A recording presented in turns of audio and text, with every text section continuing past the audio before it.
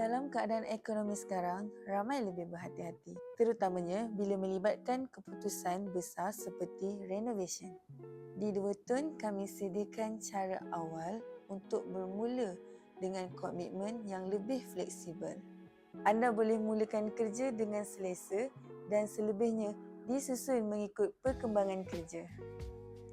Setiap fasa yang dirancang dengan jelas dan setiap bayaran selari dengan proses di tapak supaya keseluruhan proses lebih teratur dan terkawal.